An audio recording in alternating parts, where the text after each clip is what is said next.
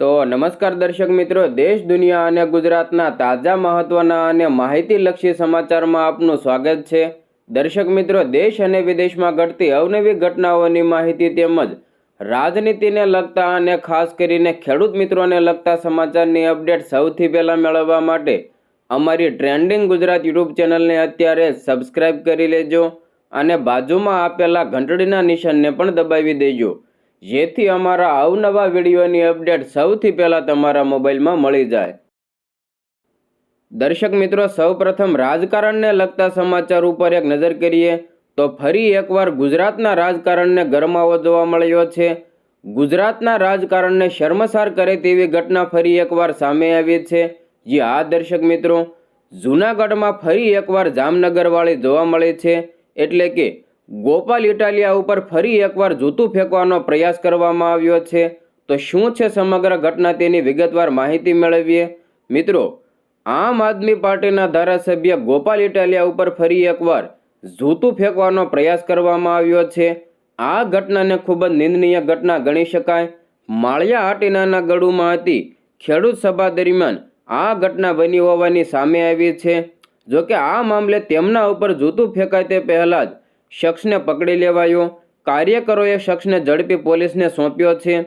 વિગતવાર વાત કરવામાં આવે તો થોડા મહિના પહેલા જ જામનગરની જાહેર સભામાં ગોપાલ ઇટાલિયા ઉપર જૂતું ફેંકાયું હતું। આવી શરમજનક ઘટના હાલ જૂનાગઢમાંથી પણ સામે આવી છે। જૂનાગઢ જિલ્લાના માળિયા હાટીના તાલુકાના ગડુ ગામે આમ આદમી પાર્ટીની ખેડૂત સભામાં એક શખ્સે ગોપાલ ઇટાલિયા ઉપર જૂતું ફેંકવાનો પ્રયાસ કરતા ભારે હોબાળો મચી ગયો હતો। આપના ધારાસભ્ય ગોપાલ ઇટાલિયા ઉપર ફરી એકવાર જૂતું ફેંકવાનો પ્રયાસ કરવામાં આવ્યો છે। જોકે આ વખતે કઈ સતર્કતાને કારણે ગોપાલ ઇટાલિયાનો બચાવ થયો છે અને હુમલાખોર પોતાનો ઈરાદો પૂરો કરી શક્યો નથી। જૂનાગઢના ગડુ ગામ ખાતે આમ આદમી પાર્ટી દ્વારા ખેડૂત સભાનું આયોજન કરવામાં આવ્યું હતું। આ સભામાં ભાજપના પૂર્વ ઉપપ્રમુખ બચુ સિસોદિયા અને અનેક કાર્યકરો સાથે કેસરીયો છેડો ફાડીને આપમાં જોડાવાના હતા। જ્યારે સભા ચાલી રહી હતી ત્યારે ગોપાલ ઇટાલિયા મંચ ઉપર હાજર હતા, ત્યારે એક અજાણ્યા શખ્સે તેમના ઉપર જૂતું ફેંકવાનો પ્રયાસ કર્યો। જોકે જૂતું ઇટાલિયા સુધી પહોંચે તે પહેલાં જ ત્યાં હાજર કાર્યકરોએ તે શખ્સને દબોચી લીધો હતો અને તાત્કાલિક પોલીસને હવાલે કર્યો હતો। આ અગાઉ જામનગરની સભામાં ગોપાલ ઇટાલિયા ઉપર છત્રપાલસિંહ જાડેજા નામના શખ્સે તેના ઉપર હુમલો કર્યો હતો। જામનગરની ઘટનાની તપાસમાં સામે આવ્યું હતું કે ગોપાલ ઇટાલિયાએ ભૂતકાળમાં જ્યારે તેઓ રાજકારણમાં સક્રિય નહોતા ત્યારે ગુજરાતના પૂર્વ ગૃહમંત્રી પ્રદીપસિંહ જાડેજા ઉપર વિધાનસભાની બહાર જૂતું ફેંક્યું હતું। જામનગરની ઘટનામાં છત્રપાલસિંહે તેનો બદલો લેવાના ઈરાદે ઇટાલિયા ઉપર હુમલો કર્યો હોવાનું કબૂલ્યું હતું। આમ એક તરફ ગોપાલ ઇટાલિયા ઉપર હુમલો કરવાનો પ્રયાસ થયો તો બીજી તરફ આ સભામાં ભાજપને મોટો ઝટકો પણ લાગ્યો છે। ભાજપના પૂર્વ ઉપપ્રમુખ બચુ સિસોદિયાએ વિધિવત રીતે આમ આદમી પાર્ટીનો ખેસ ધારણ કર્યો છે। આપના નેતાઓએ આ ઘટનાને લોકશાહી માટે નિંદનીય ગણાવી છે અને આક્ષેપ કર્યો છે કે વધતી લોકપ્રિયતાથી ડરીને વિરોધીઓ આવા હુમલાઓ કરાવી રહ્યા છે, જેથી આ મામલે આગામી સમયમાં રાજકીય ગરમાવો જામે તો નવાઈ નથી।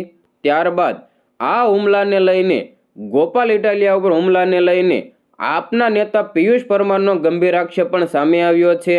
મિત્રો, તમને જણાવી દઈએ કે જૂનાગઢના માળિયા હાટીના તાલુકામાં આમ આદમી પાર્ટીની સભા દરમિયાન બનેલી એક ઘટનાએ રાજકીય ગરમાવો લાવી દીધો છે।